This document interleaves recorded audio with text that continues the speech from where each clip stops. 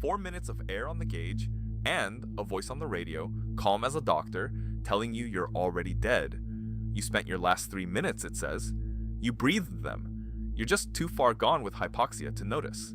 The cabin is dark except for the green pulse of the life support panel. Your name is Vesna Okoye, salvage runner, and 11 hours ago your reactor coughed once and went silent. Now you drift. Now you count. The gauge says 4 minutes. The signal, your own ship's beacon, echoing back from somewhere out in the black, says 0 plus 3. 2 clocks. One of them is lying. You have no time to learn which. 4 minutes is not a movie number. It's how long a brain survives without oxygen before the damage turns permanent. After that, the lights inside you go out one room at a time. You know this. You've trained for this. Here's the cruelty nobody warns you about. Suffocation should hurt, it should claw. But that panic comes from carbon dioxide and your scrubbers are still eating it. Pure oxygen loss is gentle. It feels like nothing at all. So you feel fine. Better than fine. There's a warmth spreading behind your eyes, a lightness, an odd urge to laugh. And that is exactly the problem. The dying feel wonderful. The dying make calm, fatal choices. Which means you cannot trust yourself. Not your judgment, not your certainty, not the steady way your hand reaches for the console. The signal says 3 minutes gone. Maybe it's right. Maybe you already lost them and smiled through it. The voice comes again. Same words, same calm. You have spent your last 3 minutes. It's your ship talking. The automated life support beacon, broadcasting your air like a heartbeat to anyone listening. But it's reporting a number you don't have. Then you understand where it's coming from, and your stomach drops. The beacon doesn't reach you directly. It bounces off the dead relay station, 40 light seconds out, and comes back. Everything that voice tells you is already old. Nothing crosses space instantly. Not light, not radio, not truth. A message to the moon takes a breath.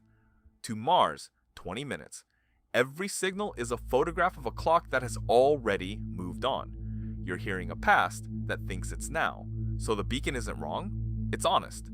40 seconds ago, your air read differently, and that reading traveled out, bounced, and crawled home, describing a Vesna who existed almost a minute and a half ago, round trip. It's telling you the truth, just not your truth. You do the math with a mind that's slowly filling with fog. If the echo is 90 seconds stale and it says 3 minutes gone, then in the frame that sent it, you're already past 4. Already past the deadline. Already dark. But you're not dark. You're here. Breathing. Thinking badly, but thinking. 2 versions of you exist at once. One the signal insists is finished, and one still fumbling with the console. Which one is real? There's no universal now out here. No cosmic clock everyone shares. 2 observers, far enough apart, can genuinely disagree about what happened first. The physics doesn't lie to comfort you. It just shrugs and says, it depends where you're standing. And here is your choice, the one the fog is trying to make for you. Believe the gauge, 4 minutes, act, fight, patch the leak. Or believe the signal, already gone. And simply stop. Lie back. Let the warmth win. The warmth is so persuasive. It tells you the struggle is pointless, that the numbers already agreed you lost. It would be easy. Easier than moving arms that feel like someone else's. Part of you wants the signal to be right, but you think of the thing you were hauling home. A cargo pod sealed, 3 sleepers inside, colonists, frozen, trusting you to wake them at a world you haven't reached. If you stop, they never thaw. That's the weight that moves your hand. So you choose the gauge, you choose the clock that's here, in your body, over the clock that's already history. You crawl toward the breach panel. The euphoria fights you the whole way, whispering that you're wasting the dead's last minutes. Your fingers find it. A hairline seam weeping air into the dark, hissing so softly you'd never have heard it while feeling fine. Fine was the lie. The leak was the truth your body refused to report. You slap the sealant patch over the seam and hold it with a strength you didn't know you still had. The hiss stops. The panel's green pulse steadies. And the gauge, the honest, present gauge, climbs. 4 minutes, then 5. Behind you, the beacon speaks one last time, calm as ever. You have spent your last 3 minutes. But it's an echo now, a photograph of a moment you survived, still traveling, still insisting on a death that didn't take.